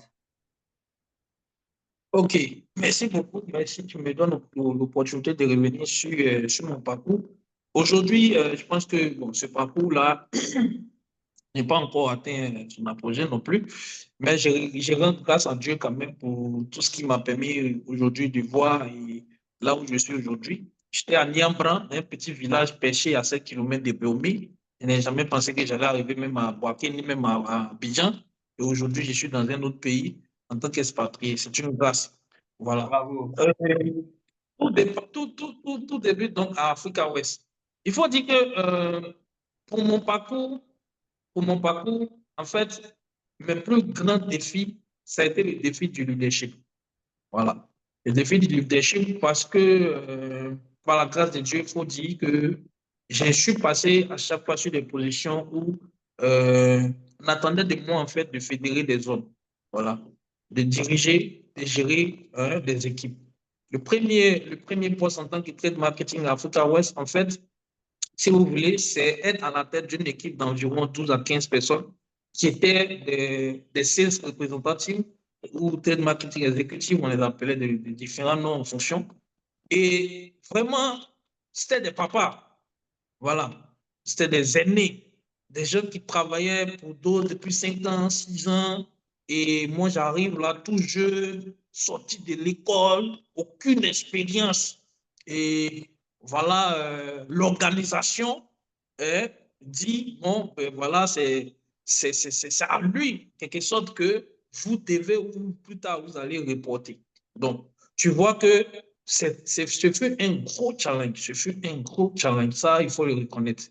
Au départ même, c'était à un moment, c'était devenu stressant. Écoute, c'est devenu stressant parce que non seulement je devais faire face à cette équipe, mais en plus, en dessous de cette équipe, il y avait toute une panoplie, un grand nombre d'agents de terrain. Puisque Africa West, sa stratégie trade marketing était très dynamique. Presque sur tout le pays, on avait des hommes. Donc, ces hommes-là, qui étaient des agents de terrain, reportaient au superviseur et eux aussi étaient censés, en quelque sorte, me reporter. Donc, la bataille même, déjà, c'est ceux-mêmes qui étaient en dessous d'eux, là. Vous connaissez les hommes, non? Eux-mêmes, c'est-à-dire qu'eux, ils n'étaient même pas prêts à entendre. Non, Zouzou, non, c'est qui ce Zouzou? Avant même qu'on arrive même aux commerciaux. Donc, pour moi, avoir l'information, c'était comme de l'or. C'était très difficile. Quand je partais vers eux pour avoir les informations, c'était compliqué. Les gars étaient fermés, tout ça, tout ça. Mais Dieu merci, avec le soutien et l'encouragement de ma patronne, Mme Bogoussan, elle m'a dit de ne pas abandonner. Et je me rappelle de ces mots. Elle m'a dit, Zouzou, le pouvoir est dans la rue. Prenez le pouvoir. Ne vous laissez pas faire. Voilà ce qu'elle me disait. Elle me disait, votre légitimité, C'est là, fort. Ouais, ça va très venir de inspirant. ce... Voilà. Elle me disait, votre légitimité va venir de ce que vous allez leur apporter. C'est pas moi, je vais faire réunion pour dire, ouais, Zouzou, respectez. Non, mais vous allez être légitime lorsqu'ils vont voir que vous êtes venu pour les aider dans leur travail. Donc, partez-vous, ne vous laissez pas faire. Et effectivement, j'avais compris ça. Avec Mireille, on s'entraidait, on travaillait ensemble et on participait tous deux en fait aux réunions commerciales qui étaient dirigées, si vous voulez, présidées par le président directeur général lui-même en personne. Et notre patronne à l'époque, tellement qu'elle voulait qu'on monte en compétence, elle nous laissait chacun à nous défendre ses chiffres. Donc, sur le trade marketing, mais c'était terrible. Chaque fois, c'était M. Tano, il était sur moi. Non, Zouzou, pourquoi ça ne va pas? Dalois, pourquoi ça ne va pas? Maman, pourquoi ça ne va pas ici? Pourquoi ça ne va pas? Et vraiment, à un moment donné, je commençais à stresser. Au point où le matin, même quand je sortais de chez moi, même mon cœur battait. J'ai dit, waouh! Mais qu'est-ce qui s'est passé? Il y a eu un déclic. Le déclic, c'est que ma patronne m'a dit, écoute, ce qu'il te faut, c'est le terrain. Le trade marketing, c'est le terrain. Tu viens d'arriver, tu ne connais pas le terrain, tu n'as pas les bonnes informations, donc c'est vrai que tu n'arrives pas à trop te défendre. Qu'est-ce que tu vas faire? Tu vas faire une tournée dans toutes les zones. D'abord, il faut commencer dans une zone où tu vas apprendre auprès d'un superviseur, tu te fais passer comme quelqu'un qui ne connaît rien. Toi-même, tu fais comme un agent de terrain. Et puis, tu vas nous écrire tout ce que tu verras. Et je vais en mission pour la première fois à Boisseau avec Mété à l'époque. Et Dans ton oui, aboisseau. dans mon poisson. Voilà, donc j'arrive là, le missionnaire, voilà, le petit boss qui arrive, tout. Ah, c'était aussi très intéressant. Donc, j'ai pas, et cette mission, en fait, je suis moi-même, je suis pas un chef, hein, je suis pas chef, non. Je suis comme un agent opérationnel. Je prends le savon moi-même, je vais à la boutique, je vends, je fais l'argumentaire, je fais. Et vraiment, j'étais même parmi les top vendeurs. Hein, les gars, ils ont dit, waouh, ils ont dit, ah, le chef, là, il est bon, il argumente bien, il est bon, il est bon. Et quand je suis sorti de cette mission, après, on a organisé une tournée où je suis parti dans presque toutes les zones de la Côte d'Ivoire. Et quand je suis revenu, aux différentes questions du PDG, il y avait du répondant. Et à partir de là, il a commencé à voir que ben, finalement, c'est bon. Et les autres aussi, puisque je connais maintenant les zones de chacun, je connais les réalités, j'ai touché du doigt les réalités, j'ai commencé à être un véritable support dans la mise en place de stratégies, dans le déploiement opérationnel et aussi dans la planification et également dans eux-mêmes, comment on appelle ça, le support quotidien que je devais leur apporter. C'est ainsi que ma légitimité s'est faite au sein de l'équipe. Et après 2 ans, j'ai commencé même à faire des évaluations annuelles des gars. 3 ans après, je commençais à faire des recrutements aussi avec la directrice. Et finalement, bon, après 4 ans, quand même, j'étais plein dans le poste. J'avais vraiment toute la légitimité que j'ai eue. Et bon, dans la 5e année, finalement, j'ai rejoint DHL en tant que responsable des ventes de la session retail. Là-bas aussi, c'était pareil. Voilà, c'était pareil. J'arrive à la tête d'une nouvelle équipe et l'histoire là-bas est très spéciale parce qu'en fait, le poste que j'ai occupé là-bas, il avait été lancé en interne, un recrutement en interne. La direction générale ou si vous voulez, la direction commerciale avait décidé que ce qu'il recherchait n'était pas encore en interne. Et donc, il allait faire un recrutement externe. C'est là que j'arrive. Donc, j'arrive, bon, avec un sentiment, parce que j'ai entendu ça clairement, la patronne, hein, que je salue aussi, Mme Ouattara, m'a expliqué ça de façon claire, voilà, sans faux fuyant. Donc, elle m'a dit, donc, attends-toi justement à des points de résistance, mais on sait que c'est pas ton expérience et ce que tu vas apporter, tu vas pouvoir surpasser cela. Et donc, effectivement, j'arrive, je trouve une équipe qui est en griffe, un peu frustrée par cette situation. Mais moi aussi, j'ai été très clair. J'ai eu des entretiens avec les concernés et je leur ai livré mon plan, je leur ai livré ma vision. Et au fur et à mesure, ils ont adhéré à cette vision et tout le monde, finalement, s'est rassemblé autour d'un chef. DHL, c'est vrai, j'ai fait que 2 ans, mais ça a été très marquant pour moi. Parce que nous avons commencé à faire des résultats extraordinaires avec l'ensemble de l'équipe. C'était vraiment exceptionnel. Je ne sais pas s'il y a Martial qui est connecté ici.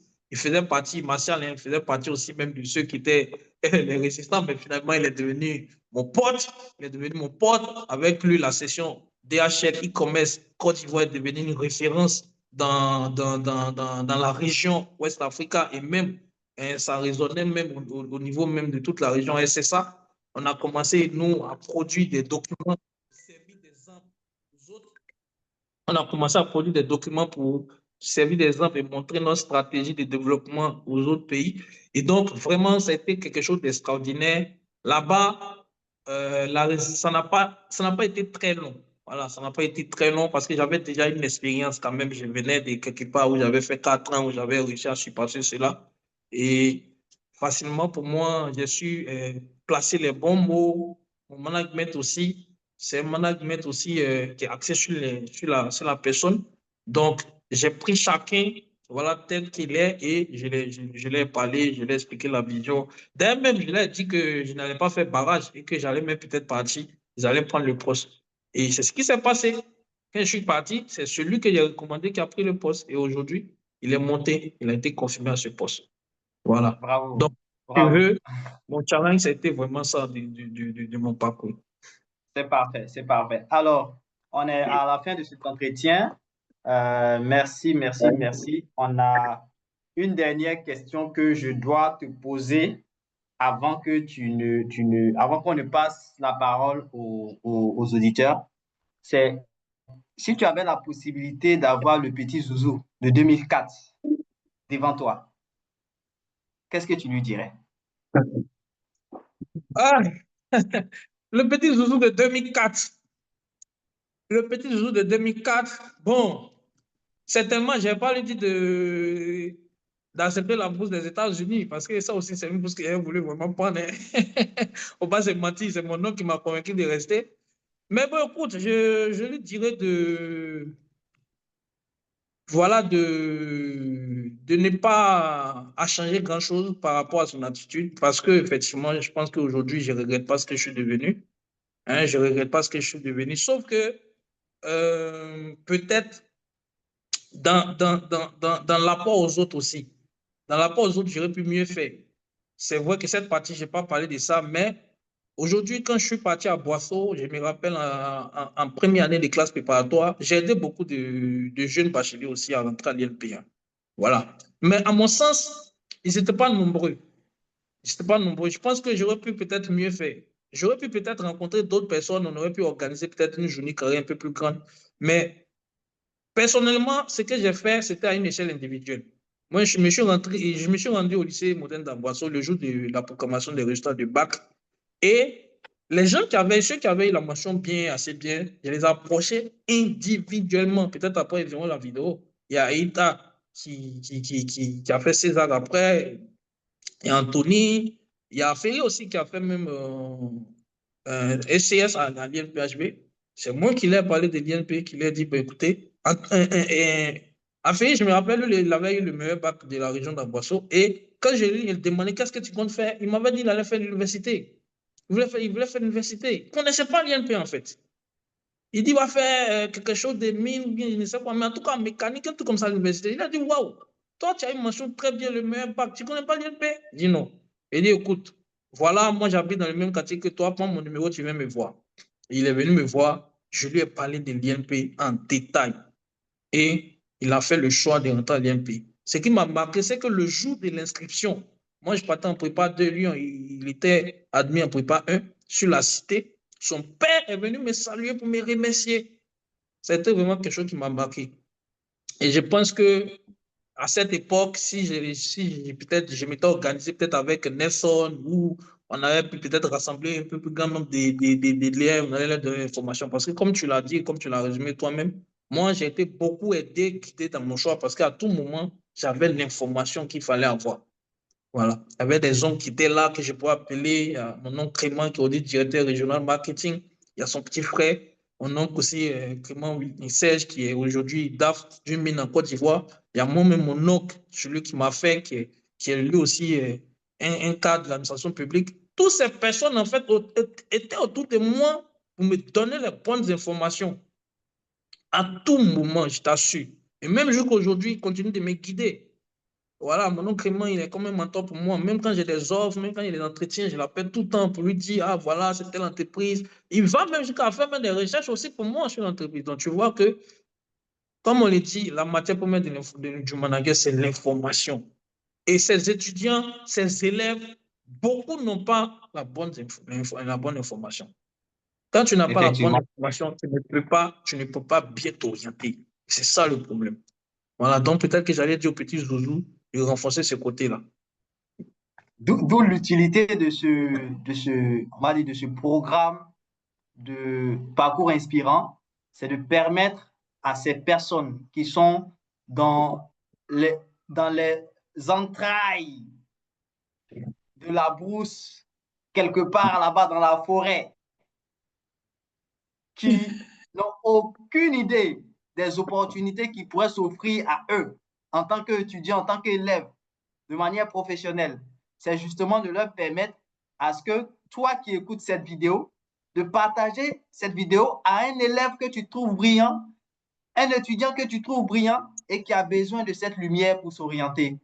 Parce que, comme il a dit, la matière première du manager, c'est l'information. Et je ne dirais même pas que du manager. Dans la vie, c'est l'information qui fait la différence. Donc aujourd'hui, chers auditeurs, n'hésitez pas à partager cette bribe d'information-là à votre entourage afin de susciter des zouzous, des futurs zouzous dans votre entourage.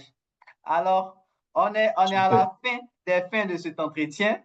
Je suis pleinement reconnaissant, Zouzou, d'avoir accepté de passer ce temps avec nous. Voilà, on va ouvrir un peu la lucarne aux auditeurs pour leur permettre de poser 2 ou 3 questions sur toi et avant de clôturer cette session. Alors, chers auditeurs, chers participants, voilà, quelqu'un veut-il parler? Vous soulevez la main, je vous donne le micro et vous posez votre question. Question, remarque, observation, tout passe.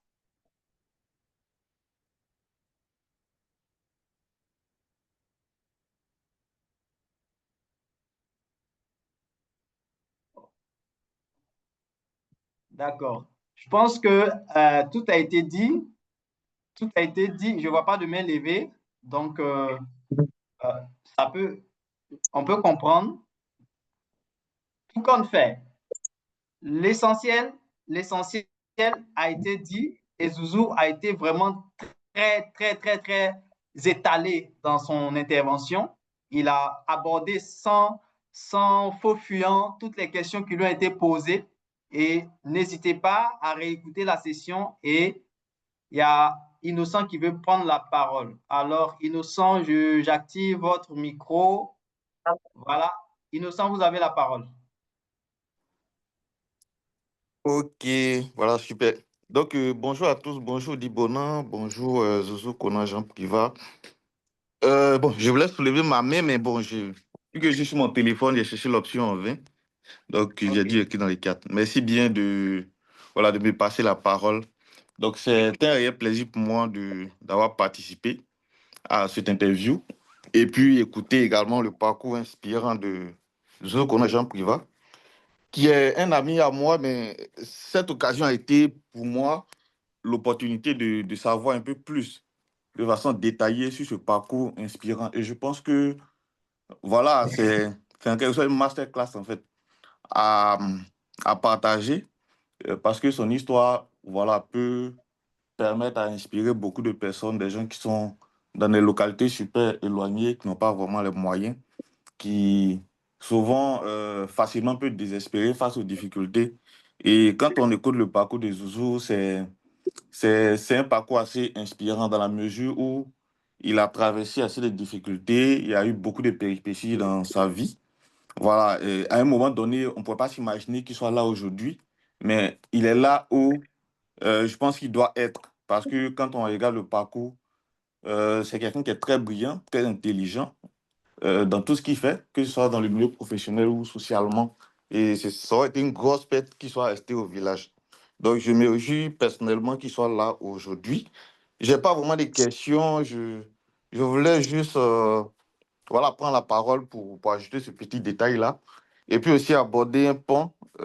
C'est vrai, ça n'a pas été abordé ici, mais socialement, Zouzou, c'est quelqu'un de très humble.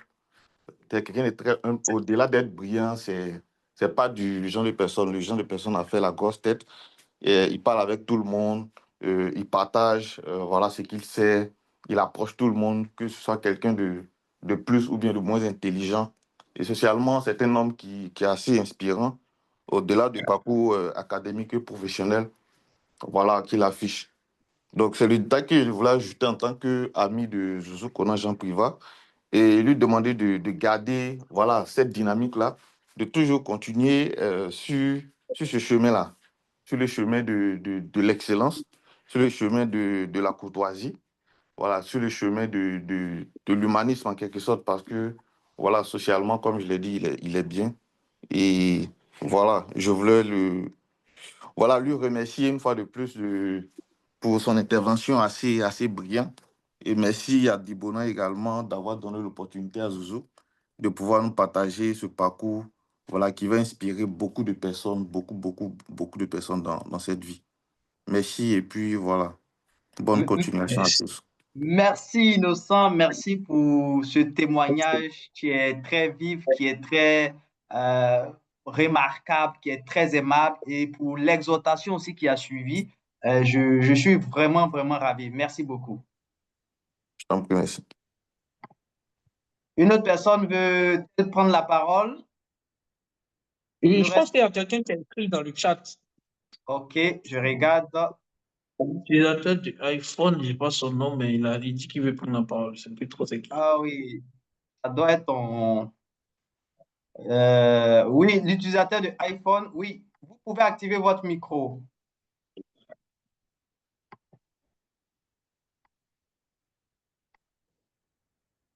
Oui, vous pouvez activer votre micro. Oui, je pense que ça a activé. C'est bon, vous m'entendez? Oui, c'est bon. D'accord. Alors, bonjour tout le monde. Bonjour Patrice. Bonjour Kif Zouzou. Je l'appelle Kif Zouzou parce que c'est. Voilà, ça a été mon patron à DHL et on a gardé de très bonnes Ah relations. oui, Martial. C'est Martial Koufi. D'accord. Alors, moi, ce que je veux dire, c'est que déjà, j'ai été vraiment. Je le connaissais, mais je ne connais pas ce petit côté de sa vie là parce qu'on va dire qu'on parlait beaucoup, mais pas assez. Donc, ce petit côté de sa vie là, je ne connaissais pas ça.